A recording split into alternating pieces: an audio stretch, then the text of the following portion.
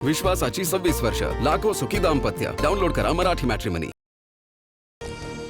FDA अधिकाऱ्यांनी मंत्रालय आणि विधान भवनाच्या कॅन्टीनबाबत तयार केलेला 98% अहवाल खोटा, स्वच्छतेबाबत अनेक त्रुटी, हायकोर्टाकडून खरडपट्टी, मंगळवारपर्यंत खासगी आणि सरकारी आस्थापनांना सुधारण्याची वेळ, पुन्हा तपासणी होणार. मंत्रालयाच्या उपाहारगृहाचा परवाना निलंबित करा किंवा केईंवर काळे डाग आहेत म्हणून केलेली कारवाई रद्द करा. खासगी आणि सरकारी आस्थापनांना वेगळा न्याय का? हायकोर्टाचा एफडीए अधिकाऱ्यांना इशारा. पुढील सुनावणी 6 ऑगस्टला होणार. भिवंडीमध्ये इमारत दुर्घटनेमध्ये दोषींवर फौजदारी कारवाई होणार. सूचना देऊनही लोक धोकादायक इमारती रिकामी करत नाहीत, हे दुर्दैव. दोषींवर कठोर कारवाई होणार. मुख्यमंत्री फडणवीसांचे आदेश. भिवंडी इमारत दुर्घटनेतील मृतांचा आकडा 10 वर. 12 तासाहून अधिक काळापासून बचाव कार्य सुरू. परवानगी न घेता दुरुस्तीचं काम सुरू होतं. दुर्घटनास्थळी पाहणीनंतर मंत्री गिरीश महाजनांची माहिती. मृतांच्या नातेवाईकांना आर्थिक मदत देण्याचं आश्वासन. पुण्यासह नाशिकला पावसाचा रेड अलर्ट. मध्य महाराष्ट्र, विदर्भ आणि मराठवाड्यात मुसळधार ते अतिमुसळधार पावसाची नोंद. पुढील 24 तास अशी स्थिती राहण्याची शक्यता. रविवारनंतर पावसाचा जोर हळूहळू कमी होण्याचा अंदाज. पुण्यामधील खडकवासला धरणाचे सर्व 11 दरवाजे उघडले. 43,500 क्युसेकने यंदाचा सर्वाधिक मोठा विसर्ग. भिडे पूल पाण्याखाली. नदीपात्रातील रस्ता वाहतुकीसाठी बंद. प्रशासनाकडून खबरदारीचं आवाहन.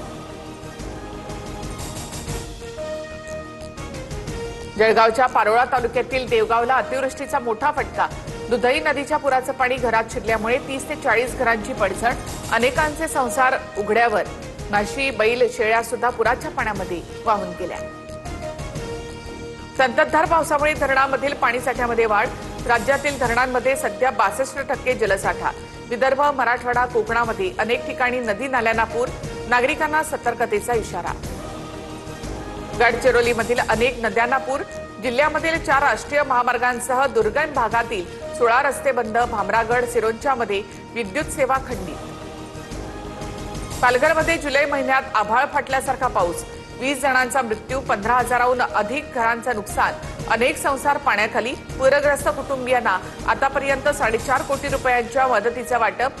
हजारो कुटुंब अजूनही मदतीच्या प्रतीक्षेत. अमित शहांच्या पुणे दौऱ्यावरून राजकीय वातावरण तापलं. शहांच्या दौऱ्याला काँग्रेसचा विरोध. उद्या निषेध आंदोलन करणार. तर शहांच्या हस्ते टिळक पुरस्कार देणं नैतिक अधपतन. राऊतांची ही टीका. देशाच्या गृहमंत्र्यांचे हात विद्यार्थ्यांच्या रक्ताने बरबटलेत. संजय राऊतांचा अमित शहांवर निशाणा. तर दीपकेना विष्णूचा अवतार म्हणणाऱ्यांनी शहांवर बोलू नये. नवनाथ बन यांचा पलटवार. राम मंदिर दानचोरी प्रकरणावरून संसदेच्या बाहेर विरोधकांचं उपहासात्मक आंदोलन. पुजारी बनत पप्पू यादवांनी प्रतिकात्मक दानपेटी पळवली. विरोधकांनी माफी मागावी. भाजप खासदारांची मागणी. आधी हाडं मोडलीत, आता एफआयआर करून खाती बंद करताय. मोदी शहा, तुम्ही जेनझींना धमकावून गप्प करू शकत नाही. राहुल गांधींचा हल्लाबोल. दिल्ली पोलिसांच्या कारवाईवर प्रश्नचिन्ह. जंतर मंतरवरील पोलिसांच्या विरुद्ध चुकीचे नॅरेटिव्ह पसरवलं. वडील घरी आले तेव्हा गणवेश रक्ताने माखला होता. पत्रकार परिषद घेत दिल्ली पोलिसांच्या कुटुंबायांनी मांडली आपबीती. भाजपच्याच गुंडांकडनं पोलिसांवर दगडफेक. पोलिसांना विद्यार्थ्यांच्या डोक्यात लाठ्या घालताना लाजा वाटल्या नाहीत का? दिल्ली पोलिसांच्या कुटुंबाच्या आरोपानंतर अभिजित दिपके आक्रमक.